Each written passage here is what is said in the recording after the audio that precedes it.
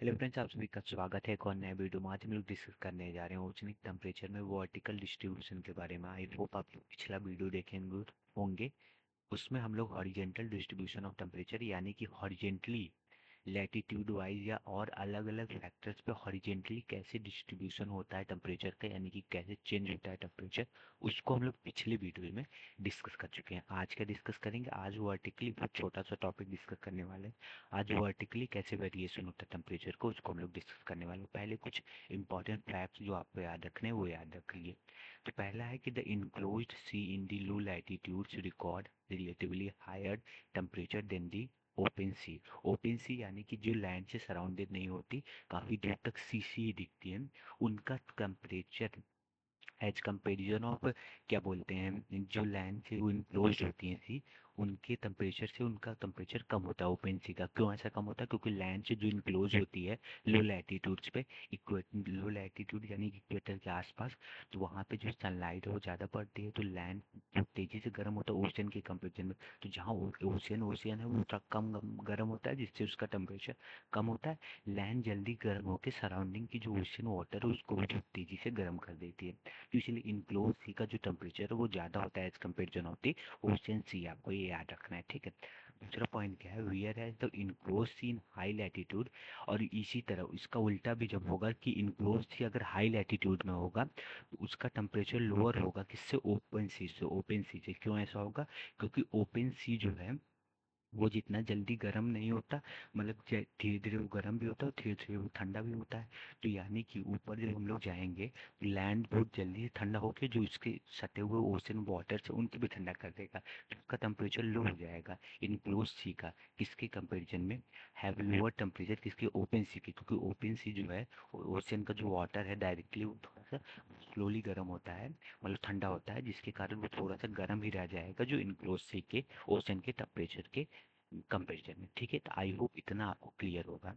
ठीक है, तो ये जो जितने भी फैक्टर्स थे ये इन्फ्लुएंस करते थे लोकली बोल सकते हैं, और कह सकते हैं कि ओशन के टेम्परेचर को ये सभी इन्फ्लुएंस करते थे। ओशन टेम्परेचर बोलिए या ओशन करेंट बोलिए, temperature of the ocean currents बोलिए या ओशन वाटर बोलिए, तो इतने फैक्टर्स हमारे हॉरिजेंटली डिस्ट्रीब्यूट करते थे ओशन के टेम्परेचर को, यानी कि हॉरिजेंटली इन्फ्लुएंस करते थे, जो मैं आपको पिछले वीडियो में पढ़ाया हूँ। अब हम लोग वर्टिकली देख लेते हैं कि वर्टिकली डिस्ट्रीब्यूशन कैसे होता है। तो इसमें एक टॉपिक है जो आपको ध्यान देना है, इससे क्वेश्चन आ सकता है, थर्मोक्लाइन। क्या है ये टॉपिक? थर्मोक्लाइन का है। थर्मोक्लाइन का जैसे कि आपको पता है कि सरफेस पे, सरफेस जो वाटर है लगभग डेप्थ तक तो वो कुछ देर तक वो डायरेक्टली गर्म होता है सर इंसुलेशन से। तो डायरेक्टली गर्म होने के कारण जब वहां से और नीचे हम लोग जाएंगे तो कितने देर तक, लगभग 200 मीटर या 100 मीटर तक ऐसे समझ सकते हैं आप लोग कि सेम ओशन का टेम्परेचर रहता है, क्योंकि वहां तक इंसुलेशन गर्म करती है सरफेस के टेम्परेचर को।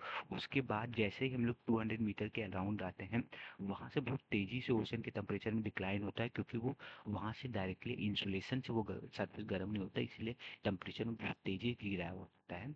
और 200 मीटर से लेके 1000 मीटर तक बहुत तेजी से ओशन के टेम्परेचर में गिरावट होता है। इसी को हम लोग क्या बोलते हैं? थर्मोक्लाइन।